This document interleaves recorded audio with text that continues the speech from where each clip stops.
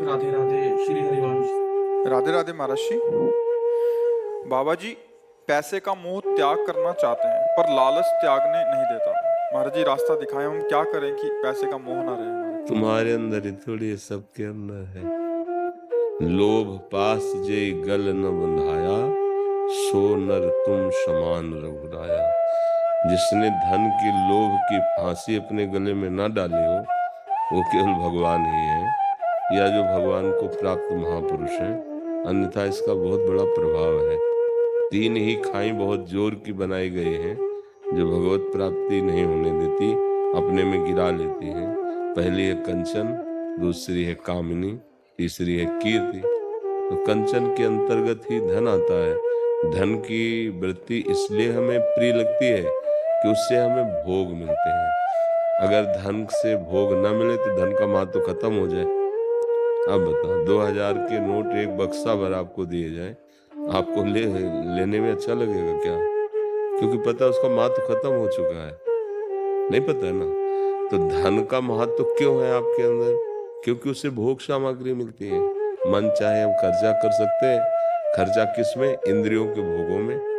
खा सकते हैं, देख सकते हैं, सुन सकते हैं, अच्छी विलासता से रह सकते हैं, क्योंकि अर्थ से इंद्रियजन्य भोगों की लालसा हो रही। अच्छा, इंद्रियजन्य भोगों पर आते हैं तो कौन सा ऐसा भोग है जिसको प्राप्त करने के बाद आप ये कह देंगे कि अब मुझे नहीं चाहिए? कोई भी आप विचार करके बताइए जिसके प्राप्त हो जाने पर आप ये कह दें कि अब कछुनाथ न चाहिए। ऐसा एक भी भोग नहीं है। महाराज ययाति चक्रवर्ती सम्राट शुक्राचार्य जी की पुत्री बहुत ही सुंदर देवयानी जी पत्नी रूप में प्राप्त किया, खूब विषय सेवन किया। फिर आगे घटना घटी तो उनके बुढ़ापे की दूरी के लिए वरदान मिला कि आप अपने किसी पुत्र की जवानी ले सकते हैं। तो उन्होंने अपने पुत्र का यौवन लेकर फिर भोगा, हाथ कुछ नहीं लगा। तो उन्होंने ये लिखा कि भगवान से विमुख पुरुष की संपूर्ण संसार की सुंदरियां जौ धान्य भोग सामग्री दे दी जाए तो भी उसको तृप्ति नहीं होगी। फाइनल में बड़े बड़े महापुरुषों ने देखा भोगों में कभी शांति नहीं है, त्यागात शांति अनंतरम। भोगों के त्याग से शांति है। अब मन इतना मलिन है कि ये समझाने में समझ में नहीं आता। लगता है हम भोग रहे हैं, उसमें आनंद मिल रहा है, आप कह रहे हो कि मिल नहीं रहा। तो जब शराब आदमी पीता है, नाली में पड़ा होता है, तो उसको दुख थोड़ी होता है। उसको ऐसा लगता है जैसे बादशाह है, उसको कोई परेशानी नहीं है। नाली में पड़ा है, उठने की हिम्मत नहीं, परमानंद, लेकिन असल में परमानंद का भी अनुभव नहीं हुआ।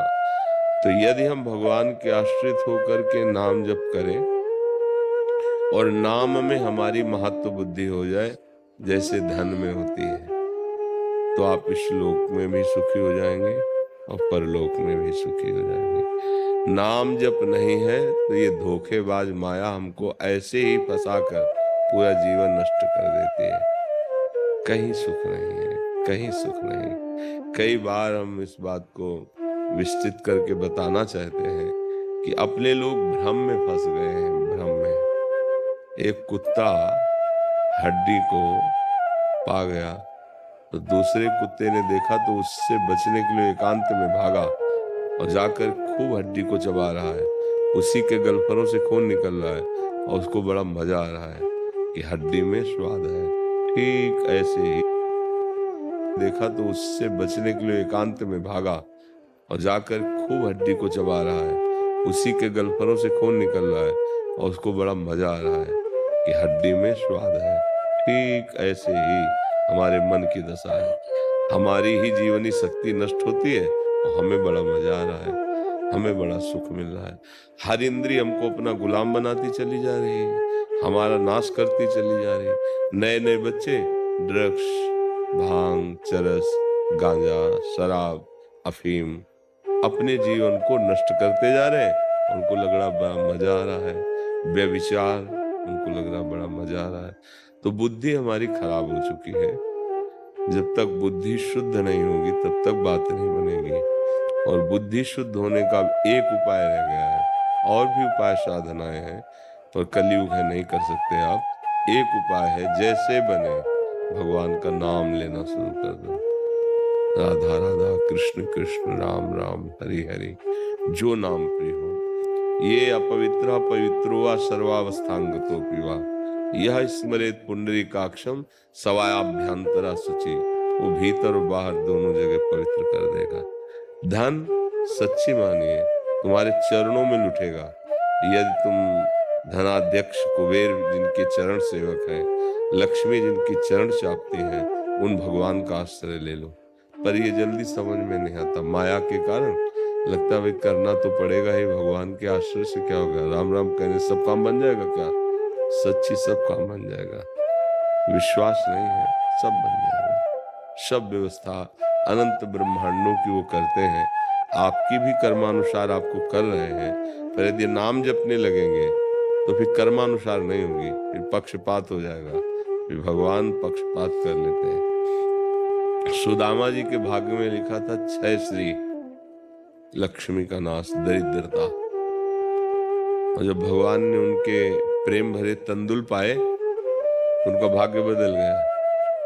लिख गया यक्ष श्री, यक्ष कुबेर, कुबेर की भी संपत्ति लघु हो जाए ऐसे धनवान। सुदामापुरी का निर्माण होगा। तो विधाता ने पूछा उनसे कि प्रभु इनके तो भाग्य में हमने 6 श्री लिखा था, अब यक्ष श्री कैसे हो गया?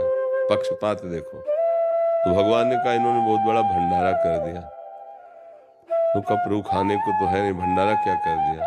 बोले जब हमने तंदुल पाए ना तो हमारे रोम रोम में कोटि कोटि ब्रह्मांड वास करते हैं। तो जब मैं तृप्त हुआ तो करोड़ों ब्रह्मांड तृप्त हो गए। तो करोड़ों ब्रह्मांडों के भंडारे का जो फल है लिख दो उसके भाग्य में। भगवान क्या कि किसी चलती है क्या? यक्ष श्री, यक्ष श्री। हम समझ नहीं पाते, बस ऐसा लगता है कि शास्त्रों में लिखा है वो सत्य बात है कि नहीं, अक्षरशः सत्य है। शास्त्र में जो लिखा है अक्षरशः सत्य है। एक बार मार्कंडेय जी के जो पिता थे मृकंड ऋषि, उन्होंने देखा, बड़े ज्योतिषाचार्य थे, कि पुत्र की आयु की तो 5 साल की आयु थी, बस फिर खत्म। और बड़े चिंतित हुए कि इतने तपस्या के बाद तो पुत्र हुआ, वो भी 5 साल जीवित रहेगा। अब इसके हम भाग्य को कैसे पलट सकते हैं? जो विधना ने लिख दिया, 6 राव के अंक, राई घटे न तिल बढ़े, रहुरे जीव निशंक। तो उन्होंने एक उपाय है, जितने संत भगवान आते गंगा स्नान करने, सबको साष्टांग दंडवत करो, ये शिक्षा दे दी। तो गुप्त रूप से भ्रमण करते थे बड़े बड़े महापुरुष। तो सनक सनंदन सनातन सनत कुमार चारों ब्रह्म ऋषि गुप्त रूप में भ्रमण कर रहे थे। तो जब बच्चे ने प्रणाम किया तो उनका चिरंजीवी भव, बस पकड़ लिया। मरकंड ऋषि ने कहा प्रभु आपने गलत कह दिया, ये तो अभागी है, 5 वर्ष में मरने वाला है, आपने इसे चिरंजीवी कह दिया। तो उनका कह दिया तो कह दिया, अब तो चिरंजीवी होगा। कैसे होगा? Excuse me, boss. You have a text message. आपने इसे चिरंजीवी कह दिया। तो उनका कह दिया तो कह दिया, अब तो चिरंजीवी होगा। कैसे होगा? बोले वो हम विधान बनाएंगे।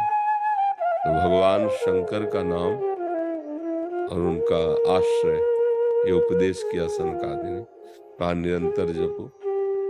जब उनका मृत्यु का समय आया तो सनकादि वहीं उपस्थित थे और शिवलिंग के पास मार्कंडेय जी को बैठा ला और कहा आलिंगन करो इनका, और जो कह रहे हैं वो जप करो। तो नाम दिया, मंत्र दिया, जप करो। मृत्यु आई, हिम्मत नहीं हुई कि अंदर प्रवेश कर सके, क्योंकि सनकादि निरंतर भजन पर आए।